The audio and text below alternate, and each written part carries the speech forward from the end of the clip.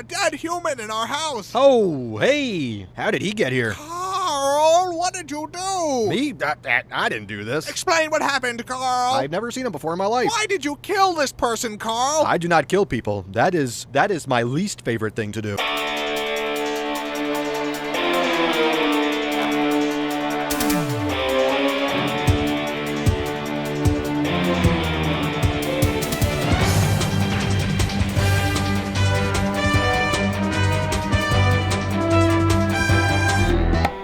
Hello everyone, Skippy here, and after a long 2-month break, we're finally back in business with One Piece episode 930. Directed by Yusuke Suzuki from Akitaro Daichi's Storyboard and supervised by Masahiro Shimanuki and Shuichi Ito.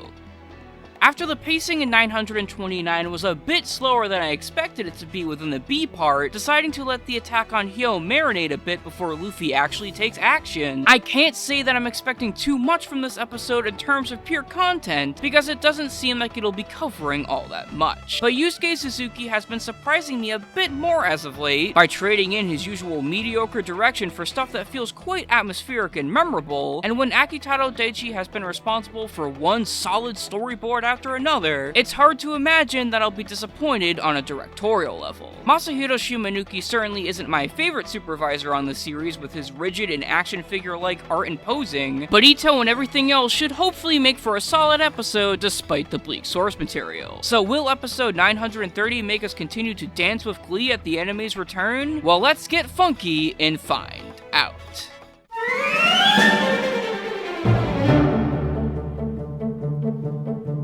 This episode covers the last few pages of chapter 934 and the first 9 pages of chapter 935, and in terms of structure is practically one-to-one with the source material, barring a couple of exceptions. As per usual, you have the filling in the blanks with smaller and cohesive fillers so the story doesn't just jump all over the place, and we also have a few small filler scenes created specifically for the episode, that include Raizo's stealing of the key to Luffy's cuss before we see the prison guards noticing, and Luffy duking it out with some grunts before Babanuki comes in to rain on his parade. Both of which I very much so enjoyed because it's always great to see Luffy get cocky and beat up some bad dudes, and because Raizo's disguise and whole shtick was absolutely entertaining and had me laughing quite a bit, which did serve to take me away from the fact that aside from some moments here and there like Queen's entire presence, the overall adaptation is brought down so much by deciding to meander through content that I wouldn't particularly call all that exciting. Of course I went into this episode expecting it to not really have much in the way of pure content, and those expectations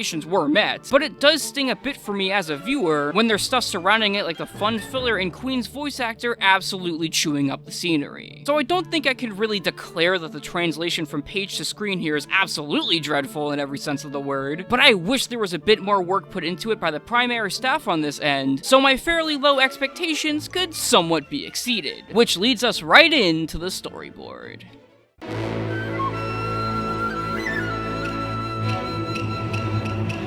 Just like how it acts as a blueprint for the animators to work off of, an episode storyboard is also something that lays out its pacing and therefore dictates quite a bit how it'll turn out. Doubly so if the episode director is separate from the board artist. And it's because of this that despite it being peppered with extremely cool compositions that use Udon's large scale to its advantage, that Akitaro Daichi's board fumbles a bit here. Now that's not to say that he was given the greatest amount of content to adapt, because the page count is on the lower side, but way too often I feel like he resorts to having names and phrases repeated ad nauseum, like Kane Kane Kane or Queen Queen Queen, and repeats so many of the same shots. We've seen Daichi do a small bit of stuff like this before, like Jack's almost infinite number of slashes in 912, but his pacing control would usually be quite sound even when dealing with such little source material. So it's a bit sad that he didn't really take advantage of a longer than usual recap to make the overall pace of the episode just a tad more brisk. Yusuke Suzuki at least does the very best that he can when bringing a board like this to life by making good color and compositing choices to sell the bigger moments of the plot, but he can only really do so much with everything else despite his upward trend of improvement lately. Overall, the board may look quite pretty visually speaking and fits within the Wano standard, but it's a bit unfortunate that it acts as an injury for the episode's pacing despite the talent behind it all.